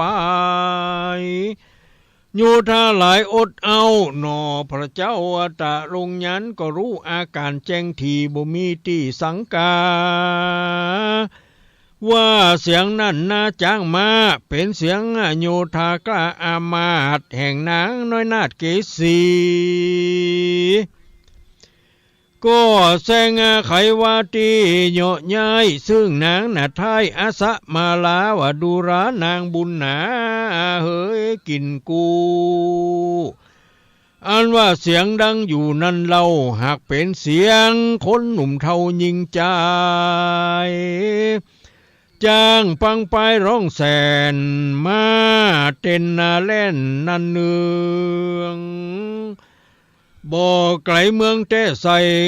สามยูดได้เป็นประมาณลอยว่าเต้าผู้บานหนุ่มเนามารับเจ้าไปสู่ยังที่อยู่ปุรีเอาเป็นเทวีแนบคางอยู่ภาษาทกวางหอจานได้สุขคืนวันค่ำเจ้าขออย่าลืมพี่เจ้าว่าขนพรานอยู่ดงดานป่าไม้เจ้าหนอไทยจุมปูราชแสงโอกาสขี่ยากับนางอาสะมาลาโนเนาว่าเสียงดังนั้นเล่าบอกไกลเป็นเสียงเต้าไทยหอเจ้าหอใจเจ้าฟ้าอยู่ต่างนาไกลเมืองเมื่อรับบุญเรื่องหน่อน้อยงามจื่นจ้อยอาสะมาลาก็มีหันและนาตังสุตวาในกาลานั้นใส่นางนาไทยอาสะมาลาฟังคำจ่าเสนาเสแสง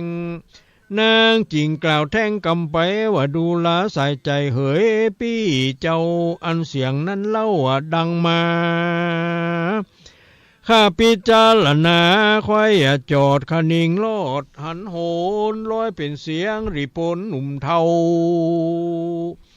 แห่งนางหนอเนาเกษีราชเทวีพระบาทมาอาราธนาไปเป็นภรยาภาพฟ้า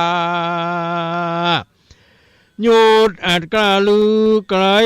แม่นพี่ไปแล้วใส่อย่าละข้าไว้กลางเปลวข้ายิงเดียวน้องเนาจักสุกเศร้าเครื่องขี่สองบุญมีน้อยหนอต่างก็อูล่อเจียนจาต่างก็อูล่อเจียนจาไข่ขี่ยากล่าวถอยด้วยกำอ่อนอ้อยจาหวานก็มีหันและนาปุณติวาเสกันวันลุนละลอดลุงเจ้า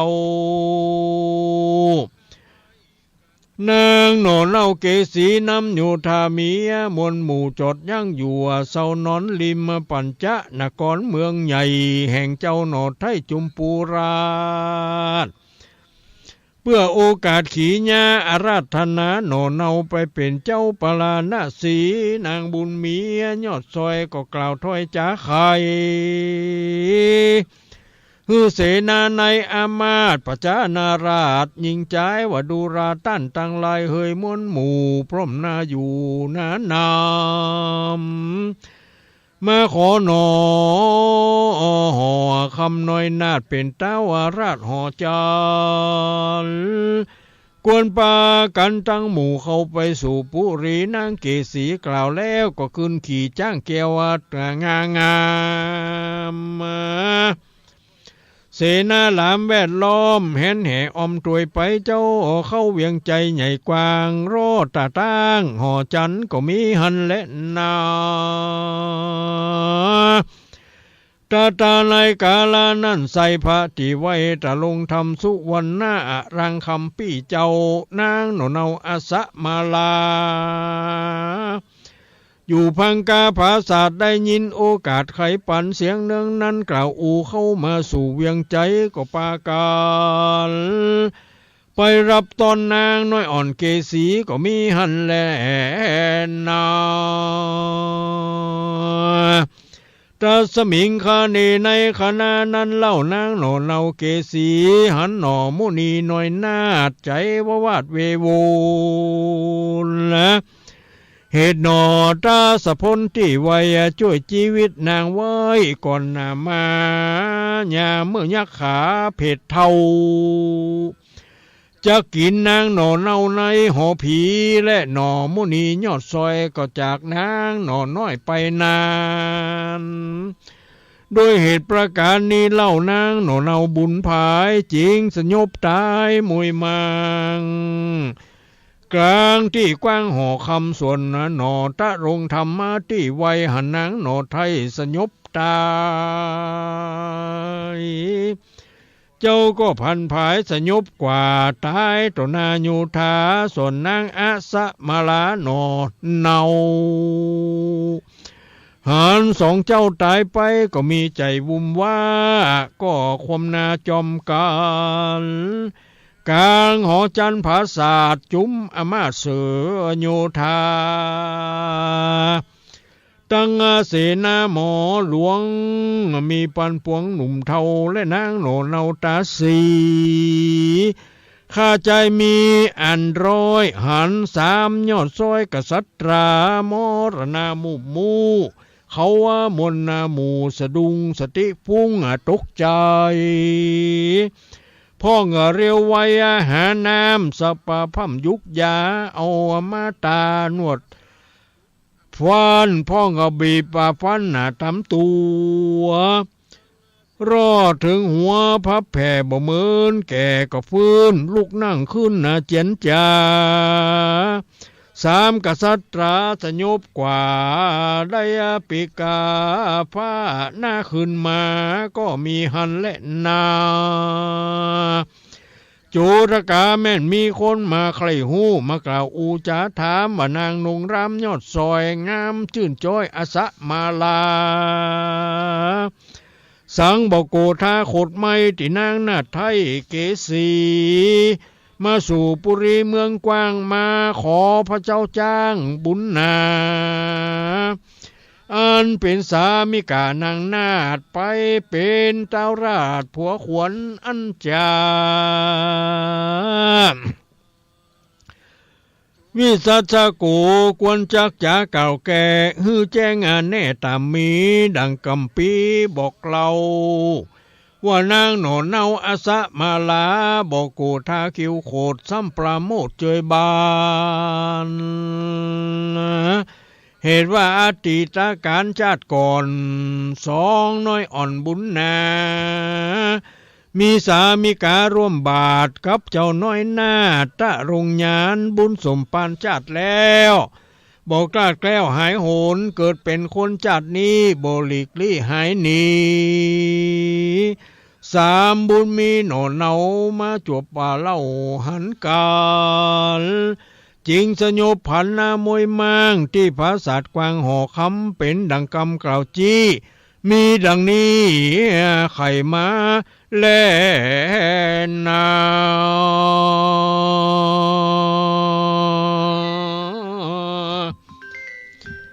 นี่ที่ตั้งขีญาสังวันนาวิเศษจะห้องเหตุจุมปุราชแมวขนคำผูกทวน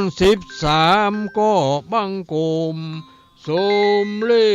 สเดชแล้วเจ้าดีก่อนแล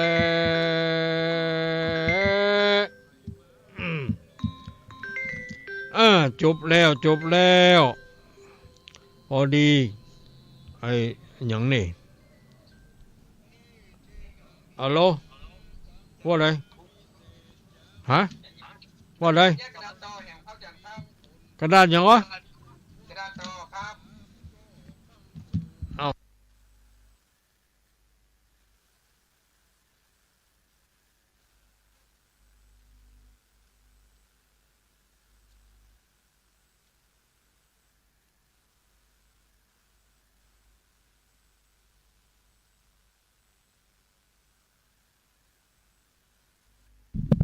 เอาเสร็จจบลงไปแล้วญาติโยมทั้งหลายเป็นจานใดเสียงเกือบบ่พดแต่ก็เอาฮือมันพด เพราะว่าถ้าจะไปเทศกึ่งกลางมันจะลืมเรื่องราวไปเนาะโทรมาแล้วเหรอโทรมาก็ว่ามาเป็นหยังเจริญปอนกลับไว้สาธุรู้เจ้าว่าจะได้วันนี้แม่คุณคำม่วนกะเจ้าก็นึกว่ารับแล้วอ่ะมารับแม่สิกุลแม่สิกุลเนาะเจ้าบ้านหนองรองลำปางเจ้าลำปางพุ่นนะลำปางหนาลำปางหนาลำปางหนาลำปางบางนั่นแหละฟังหลายฟังนักอยู่กับบ้านเนี่ยฮะเจ้าจะเปิดมาโทรกันเนาะแม่สีกุลเป็นตัวแทนเจ้าเป็นตัวแทนโทรมาขอบใจอนุโมทนาเนอะเจ้าเป็นกำลังใจให้ตุลุงนะอยู่ดีมีสุขอายุมั่นขวัญยืนเช่นกันแน่สาธุสาธุสาธุสาธุเจ้าสายแหลกมาแล้วแม่สีกุลเนาะต่อไปสายต่อไปมีก็สายต่อไปมีก็จ้าเข้ามาได้เนาะเข้ามาแล้วเจริญปอนสวยจ้าพระครูเจ้าแม่ฟังอยู่เนอะฟังอยู่กาเจ้าเป็นจะได้พ้องฟังหูเลี้ยงกอเจ้าก็หูอยู่นั่นนั่นจะได้กับมันนั่นจะได้กับมันเจ้าวันน่ะคุณคำเนี่ยจ้าน่ากะเนาะ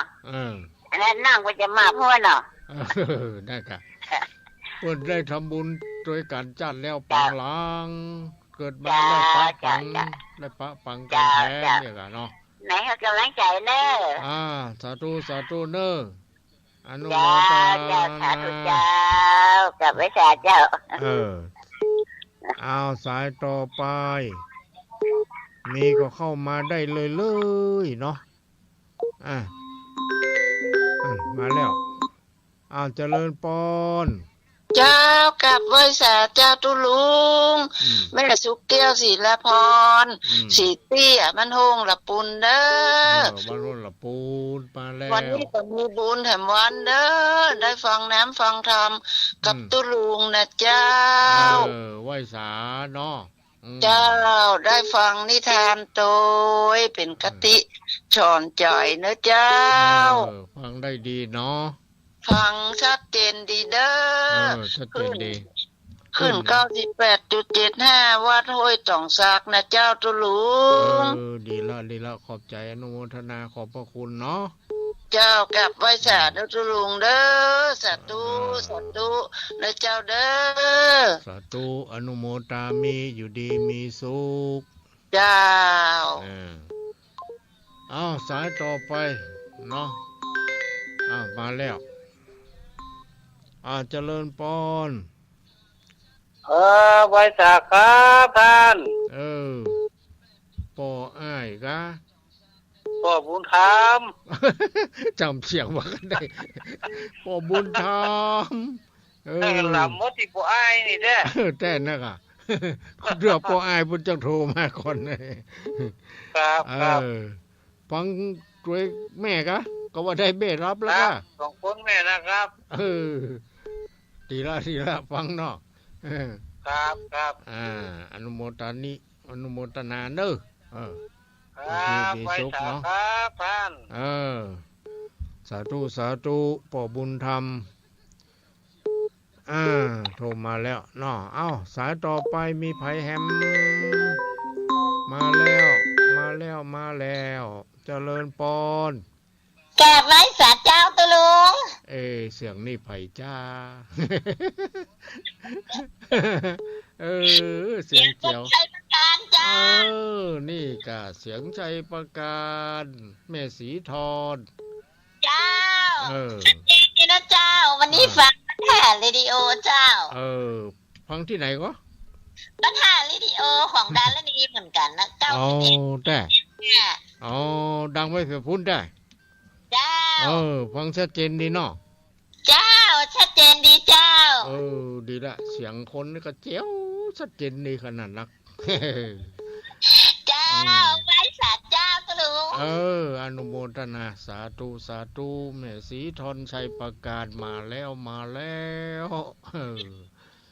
เอาสายต่อไปเอามานี่แล้วเจริญพรกำไว้สาเจ้าตะลุงโทรมาจากบ้านห้องหรือปูนไว้เลยยังไม่สายทองยังฟังตะลุงอยู่เจ้าแม่สายทองบ้านห้องลำปูนอันฟังอันว่าขายที่ไหนอันห้วยตองซักเจ้า98.75เจ้าว่าห้วยตองซักห้วยตองซักเอกห้วยต้นซักฮะอันห้วยตองซักอันอย่างก่อนจังหวัดเชียงใหม่เนี่ยก็จำต้องจ้ะฮะแต่ชัดเจนดีเนาะชัดเจนดีเจ้า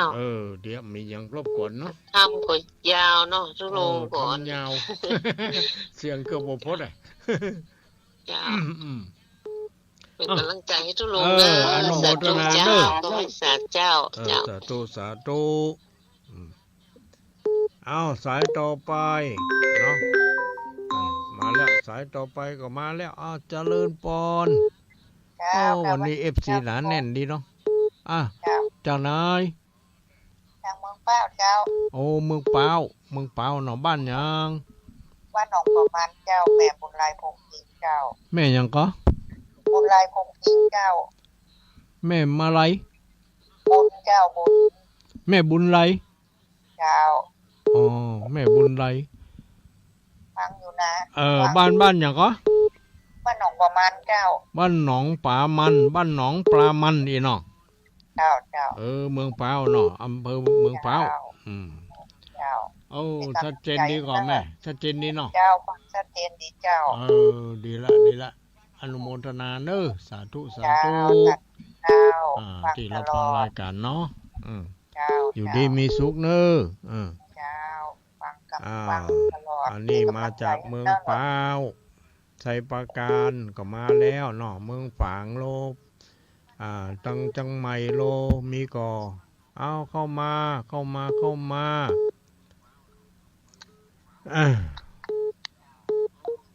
ใช่ปะกะมาละกำลังมาเจริญพรไปสาธุลุงครับติดตามฟังนี่เลยครับฟังอยู่เนาะจังไหนนานประเสริฐวันแดงน้อยจากวันนั้นครับที่จำเราฟังอยู่จังหวัดน่านเนาะปอเนาะครับอย่างชัดเจนครับเนบางทีสัตย์FM สัจจาริโออัน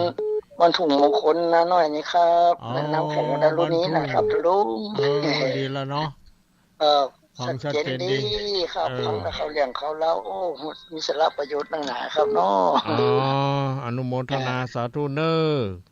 กำลังใจให้ลุงได้อยู่ดีมีสุขต่อไปเป็นคนใจกับลูกกับหลานต่อไปนะครับอยู่ดีสบายรักษาความดีในลุงเป็นครับลุงสาธุทุกครับอันนี้มาจากจังหวัดน่านน่านเพิ่นก็รับฟังได้นะก็หลายผู้หลายคนอยู่เนาะเปิ้นก็โทรบัดตันพ่องยังพ่องก็เป็นหยังเนาะสายต่อไปมามีก็เจริญพรมีไม้มาแล้วเจริญพรมีไหนเสียงมันฮะเสียงไปดังได้หายแซบมาหายเลยเสียงแม่ก็เสียงอ่อนไปหน่อยอิ่มได้โทรจากไหนแม่จากอำเภอแม่ใจจังหวัดพะเยาอำเภอแม่ใจจังหวัดพะเยาเนาะแม่ยังชื่อยัง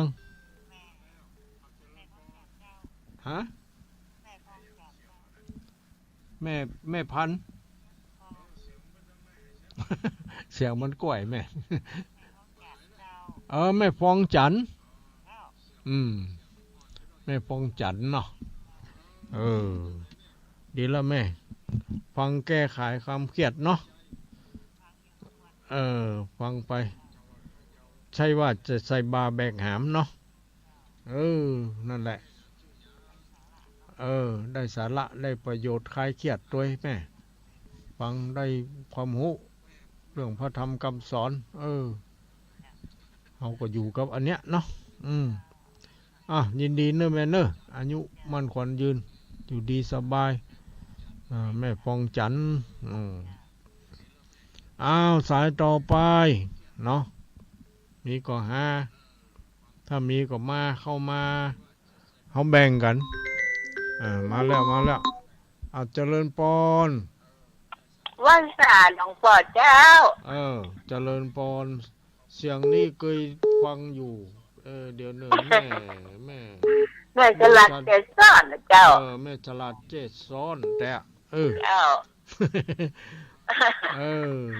จะได้หนาวก็ประเดี๋ยวนี้ทำจะเจนดีเลยเจ้าฮะหนาวก็บนหนาวนะเจ้าอากาศพอดีเนาะเจ้าพุ่นหนาวก็ว่าจำหนาวเจ้าก็มีน้อยมันนักเด้อหมกพอให้พอดีท่านหลวงพ่อเจ้าฮะถ้าทุกเจ้าควรมาอยู่วัดทั้งสนแล้วควรจำเจ้าไปอยู่วัดจำเจ้าไปอยู่วัดแล้วเพราะวัดมันเป็นบาปไปจ้ะไปเป็นจะได้ไปเอาบาปที่ไหนเขาไม่จะไปทำบาป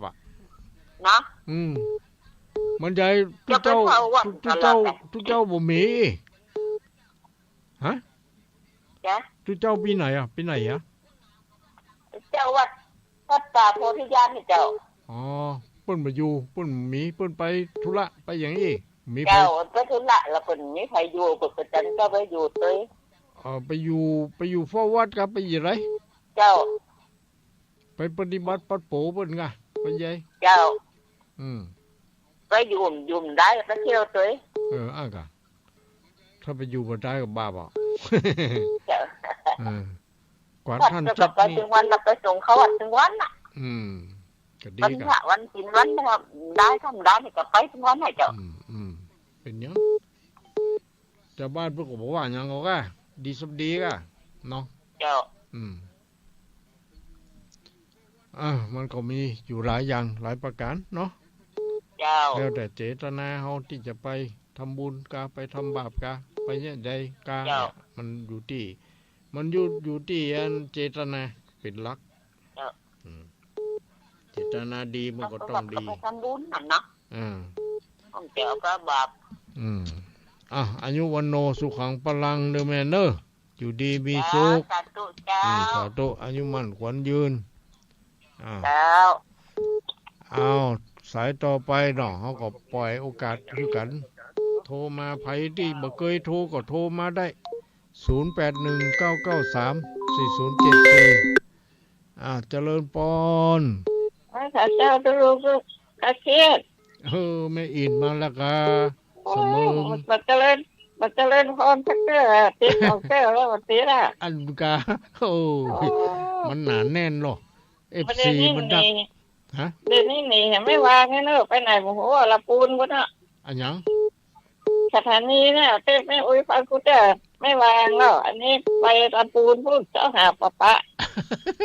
ไปไหนเปิ้นบ่ไทยทอดกะไม่วางไปไหนโอ้โหเปิ้นไปละปูนว่าสถานีเนี่ยก็โอ้โหเนอะไล่หาไปกะไล่ไป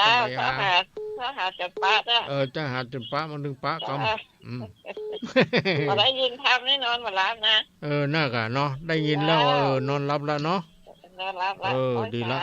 เจ้าไปกำลังใจทุกลูกนะเจ้าเจริญพรแม่อินอยู่ดีสบายอยู่ดีมีสุขเนอะสาธุนี่ก็แม่อินเสมิงแฟนประจำ FC เจริญพรครับผมกราบนมัสการครับพ่ออ้ายครับครับผู้อินเตือนทางเปิ้นลูกบอกหูเลยครับนี่สถานีเปิ้นนะวันใหญ่เตือนทางเปิ้นลูกเปิ้นซ่อมครับตัวป้าไปตรวจนะครับน่ากะเปิ้นว่ารับฟังกูเด้อรับฟังบ่ได้บ่ฟังที่ละปูนรุ่นนี้ว่ะก็ดีเนาะเปิ้นถ่ายทอดทางนี้อยู่เนาะก็ดีอยู่ทีมงานนี่มันทีมงานนี่บ้านเฮาก็ได้ยินอยู่ผมฟังได้หมอกนะครับนี่ได้หมอกเรดิโอเนาะครับเดี๋ยวเปิ้นเอาไปตรวจเอาไปหย่องไปฮู้ดีอยู่ที่เปิ้นยังเหลือคืออยู่แต่ครับชัดเจนนี่นะครับตุลุงดีแล้วเนาะครับ วันโนสุขังพลังอยู่ดีสบายครับกราบนมัสการครับเจริญพรเนอพ่ออ้ายสายต่อไปเจริญพรได้สาเจ้าพอได้ลุงจากนั้นเจ้าอยู่เราปกกอยดำมนน้ำดีอำเภอประจางแต่ว่าเราปูนเพ่นได้เจ้ามันเราปกกอยนี่เนาะเจ้าจังหวัดลำพูนแม่มอมเราปกกอยแม่มองได้โทรเมื่อละแต่แม่มองนี่ก็แม่หยังก็แม่มอมนี่เนาะเจ้าอันตุลุงบ่ได้ออกเมื่อละเนาะก็ออกอยู่อันพักแล้วเลย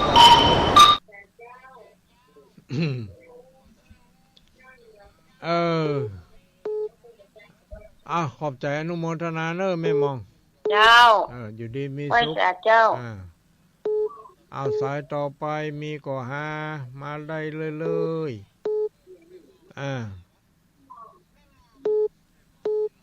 ปาทีปธรรมบรรพฤหัสบดีดำเนินการรายการโดยตู้ลุงว่านห้างต่ำตำบลป่างิ้วอำเภอเวียงป่าเป้าจังหวัดเชียงราย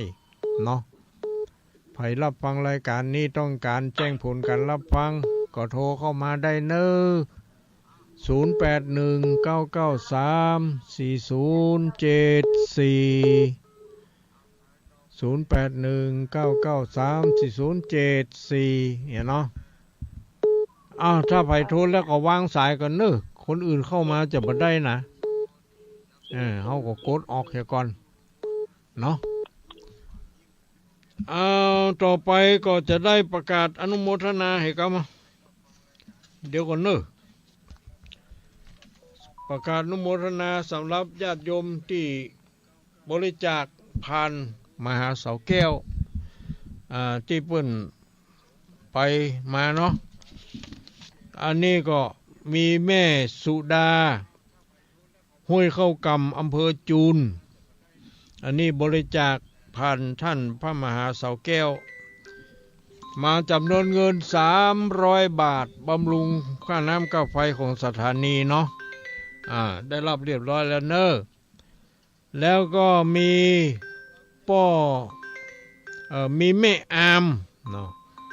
แม่อามกดคำอีกบ้านปางปอยแม่อามกดคำบ้านปางปอยอำเภอฝางจำนวน120 บาทแล้วก็แม่กัลยาดวงตาบ้านห้วยดูในอำเภอฝางเนาะ100 บาทนางมีบ้านปางปอยอำเภอฝาง200 บาทขอสาธุอนุโมทนาเนอแม่เนอทุกคนทุกท่านที่ได้บริจาคเนาะเป็นการน้ำกับไฟมาขอขอบใจอนุโมทนาขอบุญกุศลห่อหุ้มรักษาเนอเจริญพรนมัสการครับปู่แฟนพันธุ์แท้ครับจากไหนข้างวัดแม่ริมนี่ครับข้างวัดแม่ริมอำเภอแม่ริมเหมือนเนาะครับฟังชัดเจนดีก็เทศนี่ดีมากเลยครับเนาะภาษากำเมืองเนี่ยม่วนกันนั่นเลยครับเนาะภาษากำเมืองนะ